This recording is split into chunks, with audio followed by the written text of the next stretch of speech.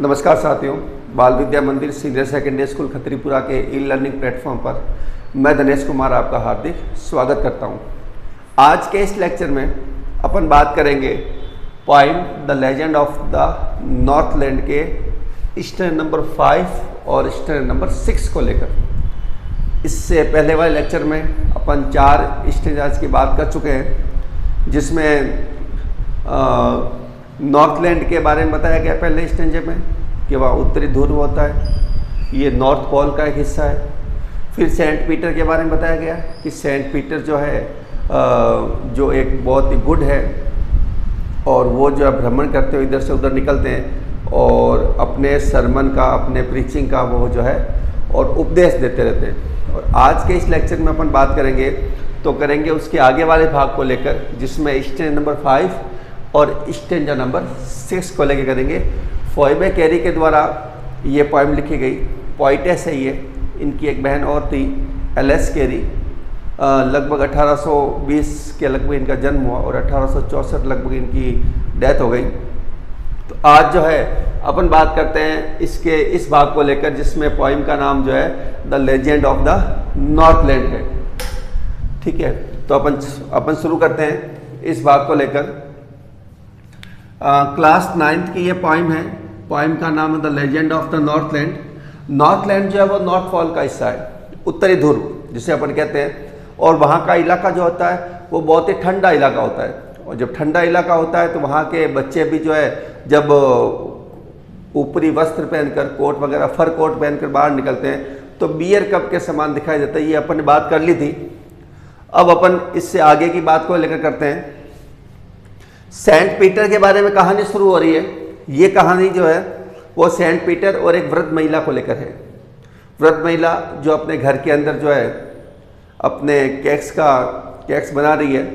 Saint Peter जो पूरे संसार में घूमते हुए फास्टिंग के दौरान जब वो महिला के घर पर आते हैं, भूख से पीड़ित सुबह से लेकर शाम तक, तो महिला से रोटी की मांग करते हैं। और क्या इसके अंदर आता है अपन देख लेते हैं। यहाँ ही जो है वो सेंट पीटर के लिए आया हुआ, ये ध्यान रखना। सेंट पीटर, ही जो है वो सेंट पीटर के लिए आया हुआ है। He came to the door, door का मतलब दरवाजा, और कॉटेज, कॉटेज का मतलब होता है स्मॉल हाउस, कुटिया जिसे अपन कहते हैं। छोटी कुटिया हो सकती है, मड की बनी हुई हो सकती है। तो स्मॉल हाउस जो होता है, छोटा घर कुटिया के रूप में, वो कॉटेज कहलाता है। तो he came to the door of a cottage, इसका मतलब Saint Peter came to the door of a cottage. Saint Peter जो है वो एक कुटिया के दरवाजे तक आए, दरवाजे के पास आके खड़े हो गए। कब? इन ट्रैवलिंग, ट्रैवलिंग का मतलब होता है जर्निंग, यात्रा करना। इन travelling round the earth, round the earth का मतलब पूरी पृथ्वी का। पूरी पृथ्वी का मतलब ये हुआ कि वो हर जगह जाते थे। कोई एक सीमा उनके लिए जो निर्धारित थी नहीं कि भाई उनको वहीं जाना है, दूसरे के नहीं जाएंगे। हर जगह वो चले जाते थे। पृथ्वी पर जितने भी भूभाग है वहाँ पर सब पर जाने की वो इच्छा रखते थे। इसलिए यहाँ पर जो राउंड द अर्थ शब्द का प्रयोग किया है, इन ट्रैवलिंग राउंड द अर्थ, इसका मतलब ये हुआ कि पृथ्वी का भ्रमण करते हुए, पृथ्वी की यात्रा करते हुए किसके दरवाजे पर आए? Where a little women. Little शब्द छोटी सी महिला के लिए है और लिटिल का मतलब यहां वीक से है, weak and old, weak and old. तो यहां where a weak and old women was making cakes. Cakes का मतलब रोटी से, चपाती से, अपन यहां ब्रेड लिख सकते हैं। उस दरवाजे पर आए जिस घर के अंदर जो है ए little women was making cakes, एक वृद्ध और कमजोर महिला जो है रोटियां बना रही थी, वहां पर वो आए।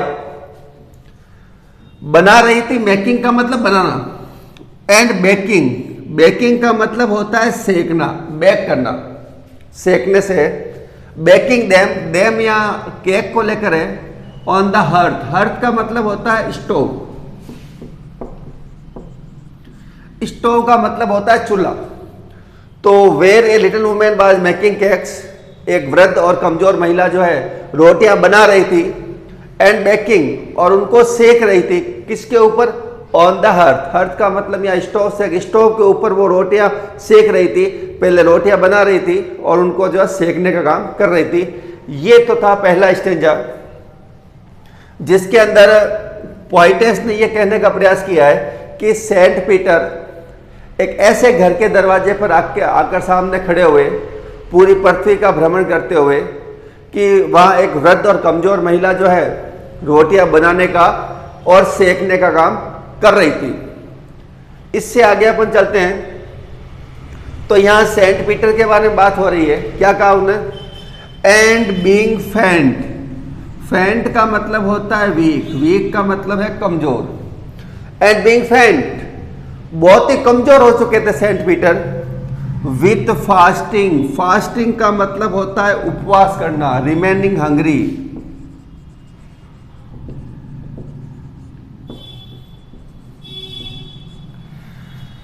एंड बीइंग फेंट, और बहुत ही वो कमजोर हो चुके थे। किससे?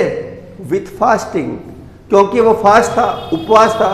सुबह से लेकर शाम तक उन्होंने कुछ खाया नहीं था, वो हंग्री रहते, भूखे रहते। तो बीइंग फेंट विथ फास्टिंग, उपवास की वजह से, भूख की वजह से वो बहुत ही कमजोर होने के कारण, क्यों? फॉर द डे, क्योंकि दिन जो है वाज ऑलमोस्ट डन। ऑलमोस्ट का मतलब लगभग, और लगभग से अपन बात करते हैं तो अबाउट नियर। डन का मतलब होता है एंड, खत्म हो गया था। शाम का ये लाइन जो है वो बता रही है समय जो है वो शाम का हो चुका था। For the day was almost done, क्योंकि दिन जो है लगभग हो चुका था। लगभग हो चुका का मतलब क्या हुआ कि एक तो दिन की शुरुआत होती है और एक दिन का अस्त होता है। तो लगभग जो है शाम हो चुकी थी और दिन जो है पूरा का पूरा ढल चुका था। Sorry, for the day was almost done. And, done का मतलब एंड से है और ऑलमोस्ट का मतलब लगभग, और लगभग को अपन इंग्लिश में कह सकते हैं अबाउट नियर। अब देखो, दो बातों के अंदर, दो लाइंस के अंदर जो है हमें पोइटेस ने यह बताने का प्रयास किया है कि सेंट पीटर जो है बहुत ही कमजोर हो चुके थे, क्योंकि उन्होंने फास्टिंग कर रखी थी, उपवास कर रुका था। और उपवास करने के बाद भी जो है दिन जो है लगभग पूरा ढल चुका था, अस्त हो चुका था, खत्म हो चुका था, शाम हो चुकी थी। और फिर आगे क्या कहता है वो? ही आस्क्ड, ही का मतलब यहां सेंट पीटर से है। ही आस्क्ड हर, हर का मतलब यहां वुमेन से है। वुमेन का मतलब उससे ओल्ड और वीक वुमेन से है। He asked her, Saint Peter ने उस महिला से मांग की। क्या मांग की? From her store of cakes. From her store, store का मतलब क्या होता है? स्टोर का मतलब होता है भंडारण, और भंडारण को बोलते हैं large collection of cakes. Cakes का मतलब बता दिया मैंने आपको, यहां ब्रेड होता है, रोटी होती है। क्या मांग की? किससे मांग की? महिला से मांग की कि उसके रोटियों के भंडारण से, जो रोटियां उसने बना के रखी है, केक्स जो वो बना रही है अपने खुद के लिए, जो ज्यादा मात्रा में बन चुके हैं, उनमें से टू गिव हिम, हिम यहां पर फिर जो है वो सेंट पीटर के लिए आया है कि to give Saint Peter a single one. Single one का मतलब क्या हुआ? एक, ओनली वन। सिंगल का मतलब एक, कि भाई उसने जो रोटियां बनाई है, उसके पास जो रोटियों का भंडारण है, उसमें से उसे एक रोटी दे देवे। ये सेंट पीटर जो उससे मांग कर रहे हैं। क्यों मांग कर रहे हैं? क्योंकि वो दिन भर घूमे हैं, इधर से उधर घूमे हैं, उनके फास्टिंग है, फास्टिंग की वजह से उन्होंने कुछ खाया नहीं है, और नहीं खाने की वजह से जो है उनका शरीर जो है वो अब कमजोरी महसूस कर रहा है, कमजोर हो चुके हैं वो। और इसलिए जो है उस महिला के स्टोर ऑफ केक्स का मतलब होता है रोटियों के भंडार में से, जो उसने चपातियां बना के रखी है, जो उसने ब्रेड्स बना के रखी है, उनमें से जो है वो केवल कितनी रोटी की मांग कर रहे हैं? Single one. आप अपने पास रखिए, लेकिन मुझे एक रोटी आप दे दीजिए, जिससे मेरी भूख जो है थोड़ी शांत हो और मैं जो है थोड़ी कमजोरी कम महसूस करूं, या मेरे अंदर कमजोरी जो ज़्यादा आ रही है भूख की वजह से वो थोड़ी मिट सके। तो ये दो स्टेंज आज जो है वो ये बताने का प्रयास कर रहे हैं कि सेंट पीटर जो है वो घूमते हुए व्रत महिला के कॉटेज पर आते हैं, और जो महिला रोटियां बना रही होती है और उनको चूल्हे पर सेक रही होती है, उन रोटियों में से, उस भंडारण में से जो है वो एक रोटी की मांग करते हैं कि आप मुझे एक रोटी दे दीजिएगा, जिससे जो है मेरा काम चल जाएगा। जो फास्टिंग है वो, और जो फेंट हो चुका हूँ मैं, उस फेंट से मुझे जो है थोड़ा निजात मिलेगा। तो उम्मीद है साथियों ये 8 लाइन्स जो है 2 स्टेंजा की आपको समझ में आ गई होगी। 5 और 6 2 अपन ने कर लिए, 1 2 3 4 अपन ने पहले वाले लेक्चर में किए थे। आज ये 2 भाग अपन ने किए हैं। अगले वाले लेक्चर के अंदर जो है अपन बात करेंगे इससे अगले वाले भाग को लेकर, जिसमें अगले वाले भाग के अंदर जो है महिला का ग्रीडनेस बताया गया है, महिला का सेल्फिशनेस बताया गया है कि जब उसने, पीटर ने सिंगल वन की मांग की थी, केवल एक की मांग की है, फिर भी वो महिला इतनी ग्रीडी है या इतनी सेल्फिश है कि वो जो अपने लिए जो रोटियां बना रही है वो उसे बहुत ही बड़ी दिखाई दे रही है और बहुत ही मोटी दिखाई दे रही है, और वो ये सोचती है कि इतनी बड़ी और इतनी मोटी रोटी जो है देने के लिए नहीं होती है, भिक्षा में देने के लिए नहीं होती है।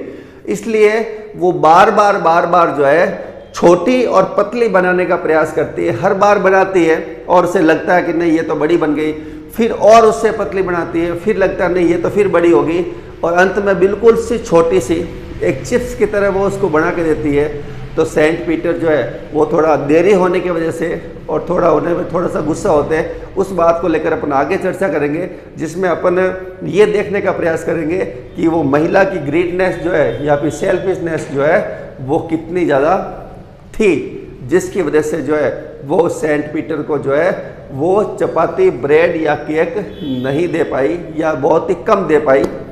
तो इस पोएम के माध्यम से पोइटेस हमें यह सुझाने का प्रयास कर रही है कि हमें अपने जीवन में कभी ग्रीड नहीं होना चाहिए, या फिर हमें इतना सेल्फिश नहीं बनना चाहिए कि हम दूसरों की जो मूलभूत आवश्यकता है और हम उसको पूरा करने में सक्षम है वो भी हम नहीं कर पाए। क्योंकि सेंट पीटर ने केवल एक ही मांग की थी। अब एक की मांग करने पर वो जो है एक भी वो पूरी तरीके से नहीं दे पाई, तो इसका मतलब वो बहुत ही सेल्फिश थी, बहुत ही ग्रीडी थी, और बाद में सेंट पीटर के गुस्से का शायद वो शिकार होती है। तो वो हम चलेंगे अगले वाले भाग को लेकर, जिसमें अपन आगे चलेंगे। पोएम को बार बार पढ़िए, 2-3 बार फिर रीड आउट कीजिए। जब लेक्चर चल रहा होता है ऑनलाइन तो उसको आप देखिए, उसके साथ साथ पोएम को रीड आउट करिए, और जो मीनिंग्स यहाँ बताए जा रहे हैं उन मीनिंग्स के ऊपर आप पूरा ध्यान रखिए। जितनी भी बार आप पोएम को रीड आउट करेंगे उतनी ही बार जो है आपको फ़ायदा मिलेगा, बेनिफिट मिलेगा, और आप अच्छे ढंग से उसको समझ पाएंगे। तो मित्रों आज के लिए इतना ही। मिलते हैं अगले वाले नेक्स्ट लेक्चर के अंदर, जब हम इससे आगे की तरफ चलेंगे। इसके आगे वाले स्टेंजर के अंदर क्या चीज़ आई हुई है उसके बारे में बात करेंगे। और जब तक ऑनलाइन क्लासेज है या ऑफलाइन शुरू नहीं होती है, जब तक आप इसका पूरा फ़ायदा उठाएं। और मैं कहता हूँ इसके बाद भी जब ऑफलाइन शुरू हो जाएगी तो भी संभवतः ऑनलाइन हम शुरू रखेंगे। ऑनलाइन से फ़ायदा आपको ये होता है कि आप इसको 2-3 बार देख सकते हैं। अगर मान लो पहली बार में आपको कोई चीज़ समझ नहीं आई तो दूसरी बार में वो चीज़ आपको समझ में आ जाएगी। ऑफलाइन से ज़्यादा जो है ऑनलाइन आप अपने पास वीडियो रिकॉर्ड रख सकते हैं और उसको कितनी बार देख सकते हैं, ये आपकी इच्छा की बात है। तो ज़्यादा से ज़्यादा इसको शेयर कीजिए, अपने मित्रों तक बताइए, और नोटिफिकेशन बेल को या हमारे चैनल को सब्सक्राइब कीजिए, जिससे आने वाले जो भी वीडियो है जिसकी आपको पूर्णतः सटीक जानकारी मिल पाए, तुरंत मिल पाए, और आप उसको अच्छे ढंग से देख पाएँ। तो ठीक है मित्रों, मिलते हैं अगले वाले क्लास के अंदर जब अपन इसके आगे वाले भाग को लेकर चर्चा करेंगे। तब तक के लिए नमस्कार, धन्यवाद।